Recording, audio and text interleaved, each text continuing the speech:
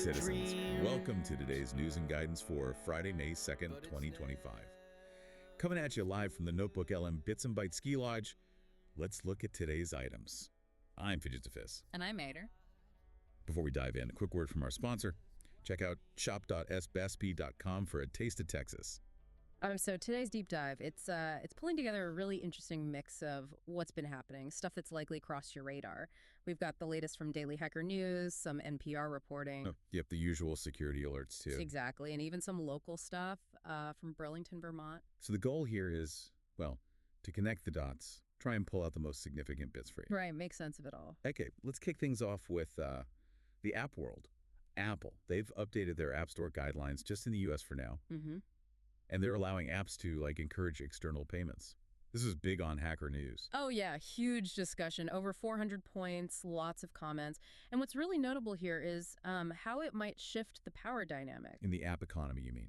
Exactly. Apple's always had this, tight grip on in-app purchases taking their cut. The infamous Apple tax. Right. So this change, it could maybe force them to compete more on the value of their platform services. Instead of just relying on the payment gateway revenue? Precisely. So for developers, that means more flexibility, right? How they make money. Potentially. Which for us as users could mean more competitive pricing?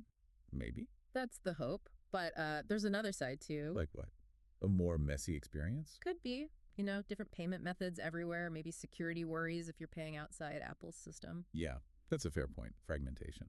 But then again, you look at all the antitrust stuff swirling around big tech. Mm-hmm. This move, well, it could be seen as a response, couldn't it? Showing they're willing to open up just a bit. Okay, interesting angle. Sticking with digital stuff, another big one from Hacker News. Third-party cookies. They're going away. Yeah. Based on the W3C tag discussions, it's been coming for a while, but it's really happening. And just to remind everyone, these are those little trackers, right? Follow you across websites. Exactly. So them disappearing is, well, it's a win for online privacy, no doubt. But a big headache for advertisers. Oh, absolutely. The whole online ad industry has leaned so heavily on that cross-site tracking for targeted ads. So what now? Well, that's the interesting part. It's forcing innovation, right? They have to find other ways. Like what? More focus on first-party data the info sites collect directly. That's definitely part of it. Or maybe completely new ad models we haven't even thought of much yet.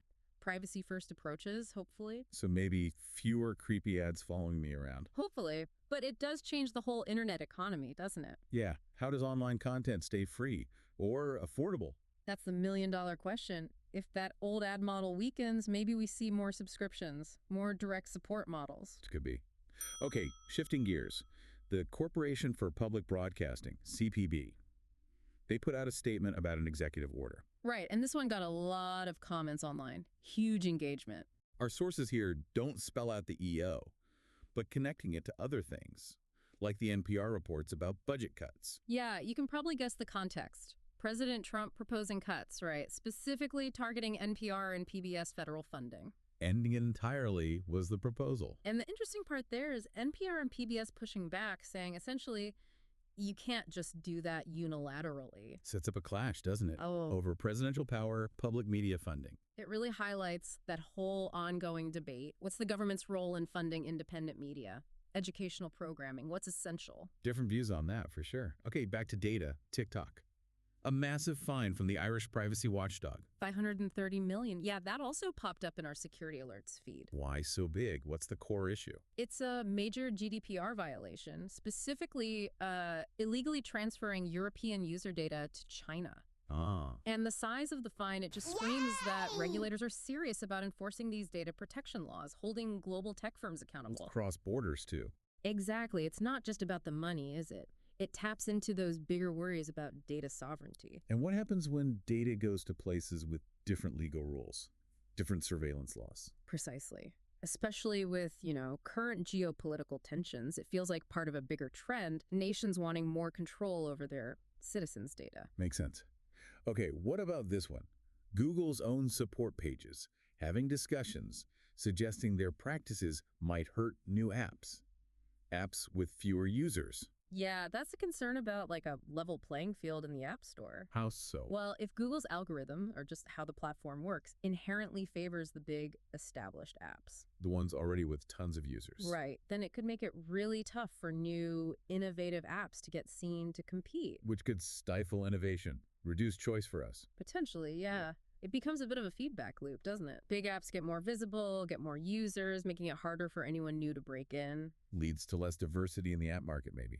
Exactly. A healthy ecosystem needs that competition, that flow of new ideas. So any practice that hinders that, intentionally or not, needs a close look.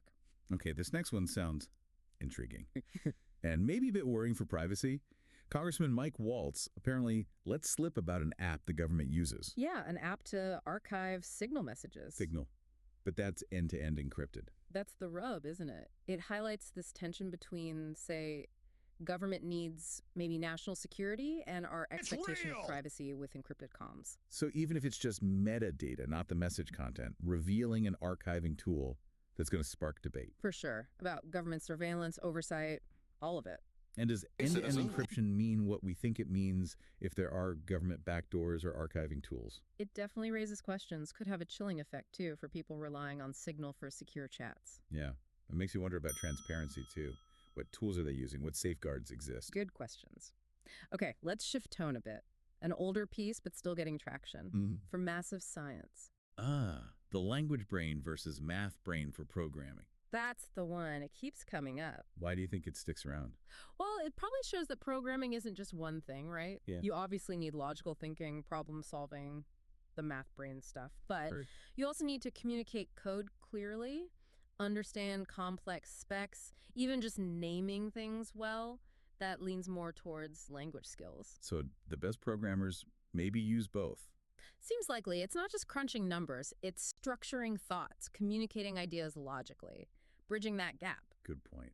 And speaking of huge shifts in tech, Quant Magazine did an oral history on ChatGPT. Right, how it basically turned natural language processing, NLP, upside down. What's the main takeaway from that history? I think it really underlines just the speed and scale of the impact. It wasn't just another step forward. It was a leap. Yeah, a paradigm shift. Yeah. The level of fluency, the understanding. It caught a lot of people off guard and just blew open the doors for new applications. Hard to argue with that. It captured the public imagination so fast, spurred so much activity.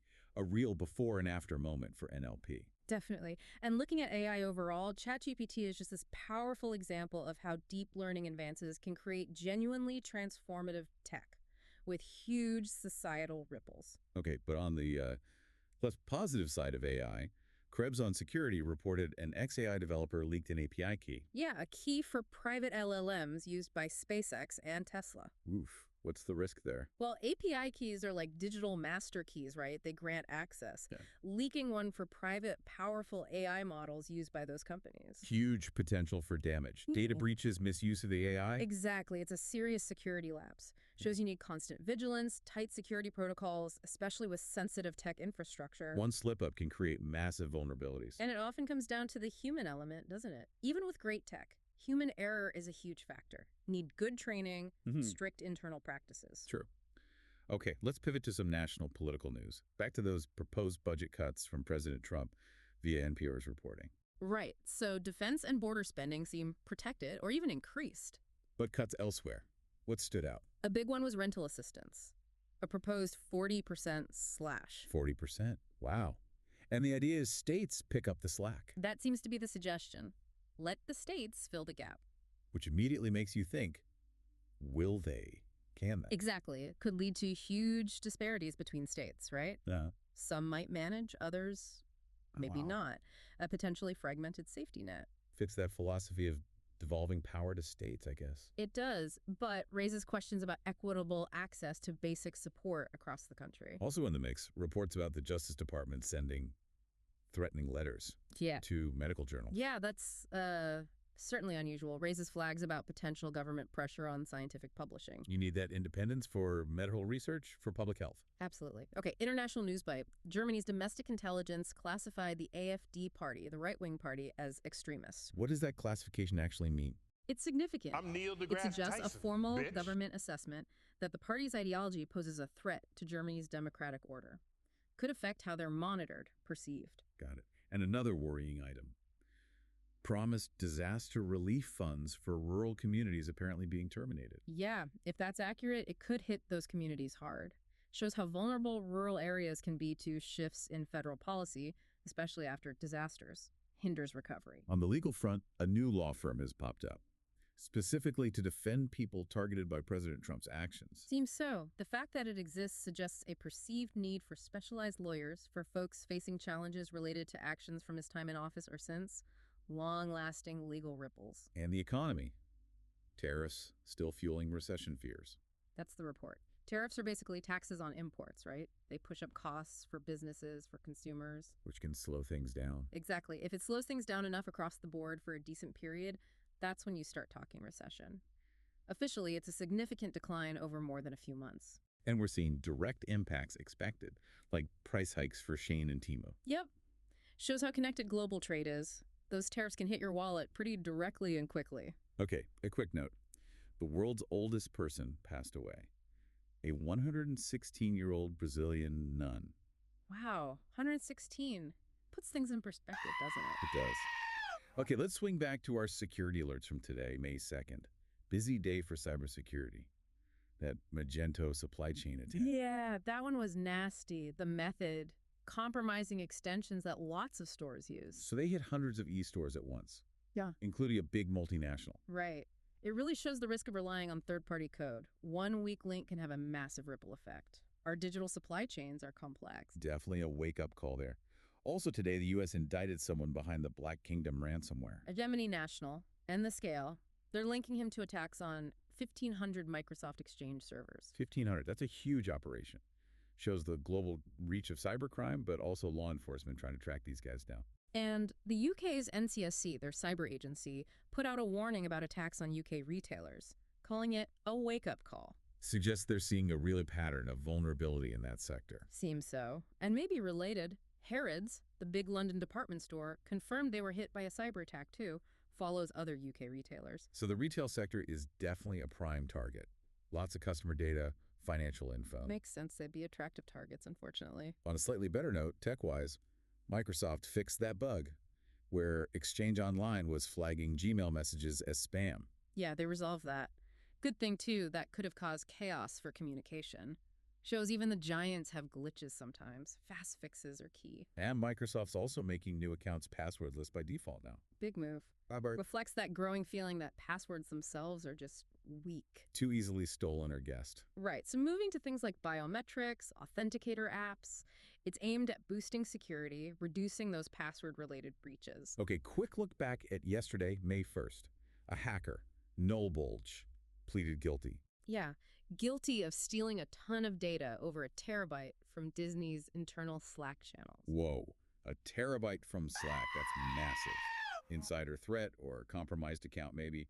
Huge potential damage. And ongoing activity from pro-Russia hacktivists. Yeah. DDoS attacks targeting organizations in the Netherlands. Seems like a persistent campaign of disruption. Yeah, politically motivated disruption, not always data theft, but still causes problems. And finally, a Ukrainian national extradited to the U.S. over Nephilim ransomware attacks. Shows that international cooperation aspect, right? Cybercrime crosses borders, so law enforcement has to as well. Extradition agreements are crucial. Okay, let's bring it local. Burlington, Vermont. That Palestinian student activist arrested at his citizenship interview. He's been released. By a judge, yes. Big local story there, especially with his campus protest involvement and ties to the Upper Valley. The release suggests strong legal arguments. Good news for pollinators, though. The One Hive Foundation awarded a big grant. $1.7 million for pollinator conservation. That's fantastic for the local environment. Pollinators are so vital. And Infrastructure Watch. Jericho is looking for bids for a sidewalk project. Riverside Village. Little improvements that make a difference to local life, pedestrian safety. Also, for skill building, the Halton Catholic Board had a continuing Ed open house in Burlington. Good resource. Always valuable to have those lifelong learning opportunities in the community. And for runners, the Vermont City Marathon and Relay is coming up soon. Big event for Burlington. Yeah, brings a lot of energy, a lot of people to the city. And some local food scene news. Maura O'Sullivan, the chef and co-owner of Majestic Cafe, is stepping away.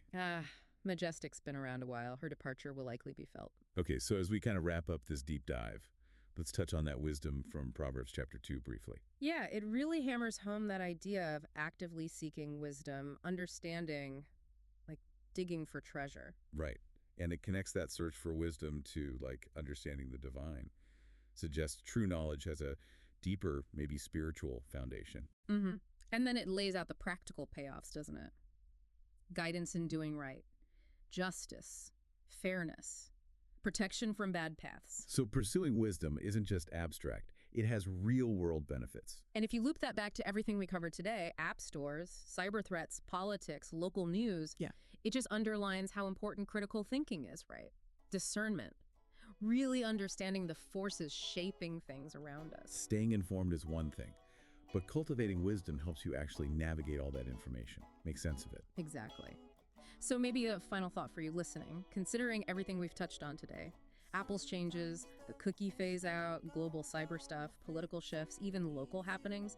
Which of these developments do you think might have the most significant long-term impact?